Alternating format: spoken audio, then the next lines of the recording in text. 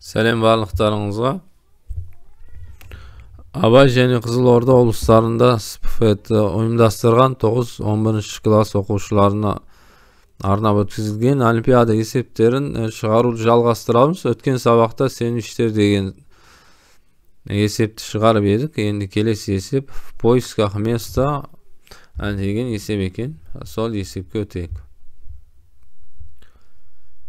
Илдар сыныптың ең жақсы оқушысы екен. Ол өзінің титулын атағын қорғау үшін, өз қалпында ұстап тұру үшін жақсы оқуға және сабақтарға вақытында қатысуға әрекет жасайды екен. Сабақты жақсы игеру үшін ол тақтаға жақын отырады екен. Мүмкіндігінше тақтаға жақын отырады екен. Ол тақта бірінші парталардың алдында тұр деп елестетейік. Элдардың өзін қоса алғанда К досы бар екен, өзін қоса алғанда. Сонда достары К-1 болып тұр, өзін қосқанда К болып тұр. Ешқайсысын ренжітіп алмау үшін олардың қасында отырады екен. Барлығы сонда бір жолда отырады екен. Мына жерге қарайық. Мысалға, мына 3-ке 4 3 жол, 3 қатардан және 4 бағаннан тұрады. Сол барлығы бір қатарда отырады екен. Бұлай, горизонтал бағытта бір қатарда отырады екен. Вертикал емес, горизонтал бағытта.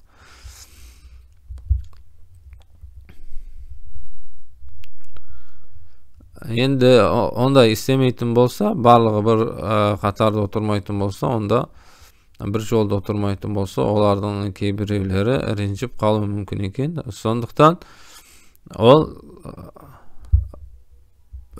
тақтаға жақын және достарымен барлығы бір қатарда отыруға тырысады екен. Бұл жерде бізге N және M сандар беріледі. N деген мына жерде жолдар саны, қатарлар саны, ал M деген бағандар саны. Соны горизонтал бағыт N болып тұр, вертикал бағыт M болып тұр. Бұл жерде К деген оның өзін қоса алғанда достарының саны болады екен. Илдардың бір болса ол орын бос емес деген сөз, 0 болса мына жерде орын бос деген сөз. Енді басынан бастап тексеруіміз керек, өйткені ол тақтаға жақын отыру керек. Басынан бастап тексеріп келеміз. Мына жерде К 2-ге тең, 2-0 қатарынан тұру керек. Мына жерде бір ғана 0, мына жерде де бір ғана 0. Демек, ол бірінші қатарға отыра алмайды. Енді екінші қатарға, екінші жолға өтеміз мына жерге. Бұл жерде 2-0 қатарынан тұр. Мына жерге Илдар мен досы екеуі отыра алады екен. Сондықтан жауабы 2 болып тұр. Мына жерде қатарлар саны 1-ден N-ге дейін нөмірленген екен. 0-ден басталмайды. Python'да 0-ден басталғанымен, мына жерде қатарлар саны 1, 2, 3 деп нөмірленген болады екен. 1-ден N-ге дейін. Программасын жазайық. Программасын Python тілінде жазамыз. Бізге N, M және K деген сандар беріледі. Бір жолда берілгендіктен оларды map арқылы оқимыз. Input split. Енді бір лист, 2 өлшемді лист қажет болады бізге. Мына жер 2 өлшемді лист болғандықтан 2 өлшемді лист қажет болады. For I in range.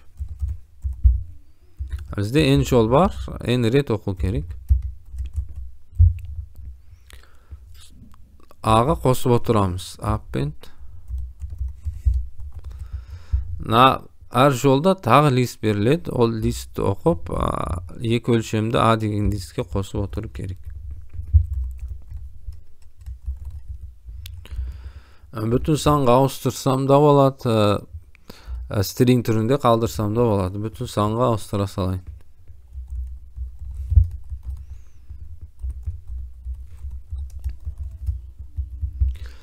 Берілген мәліметтерді оқып алдық. Енді birinchi joldan boshlab tekshiruvni boshlaymiz. For I in range n'ga дейін барлығын tekshirib шығамыз. Endi mаған nölder sаны қажет. Nölder санын санау үшін bir әріп мысалға counter болсын. Асы тең 0 деп алайын. Басында nölder саны 0-ге тең. Енді әр жолдағы әр элементті тексеріп шығуым керек. For j in range m деп жазамын, өйткені әр жолда m элементтен бар. Егер ол 0-ге тең болса, AIG егер 0-ге тең болса, онда нөлдер санын арттыру қажет болады. Бірге арттырамыз. Тағы бір 0 кездесті деген сөзді білдіреді.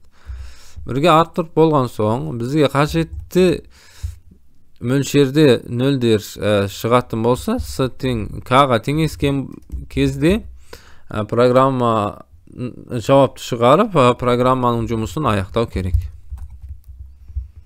Бұл жерде жолдың номерін шығару керек. И деп шығарсам, мысалға ол 0-ден басталып қалады, сондықтан индексация 0-ден болады Python'да, ал мына есеп шартында қатарлар 1-ден n-ге дейін нөмірленген, сондықтан +1 деп шығарып қоямын. Енді жауап шығарған соң break деп жазуым керек.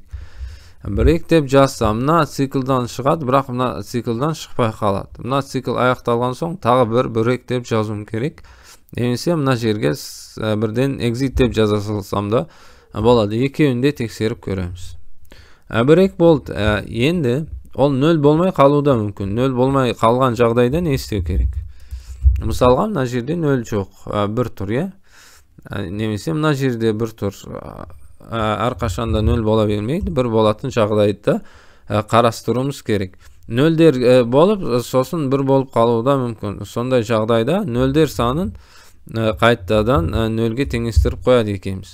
Мысалға, мына жерде 1 0 бар деп, енді 1 шыққан кезде мына 0-ді есепке алмаймыз енді.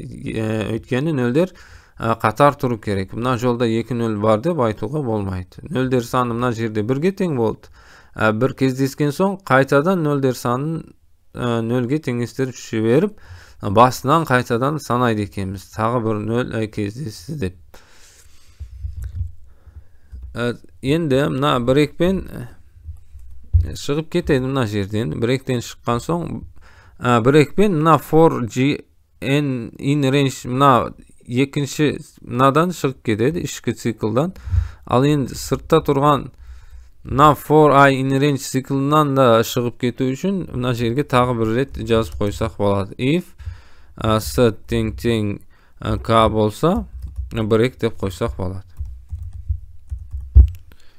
Есеп шартында айтылған, егер ешқандай қатарға отыра алмайтын болса, онда 0 деген санды шығару керек деп.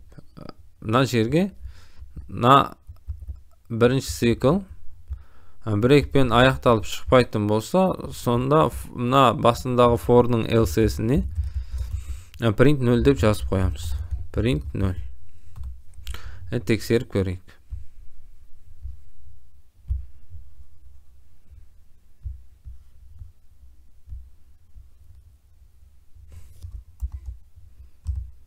Бірінші жол деп тұр. Бір емес, бізге 2 деген шығу керек еді.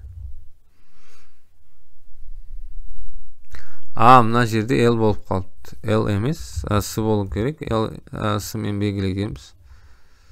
S-мен белгілегенбіз. Сондықтан 1 болып қалды. Енді дұрыс болды. Енді дұрыс болды. Тексеруге жібереміз.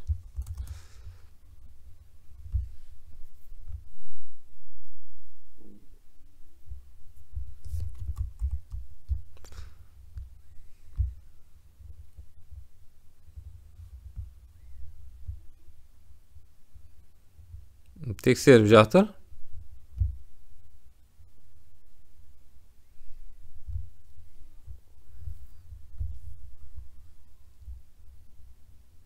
Барлық тесттерден өтті.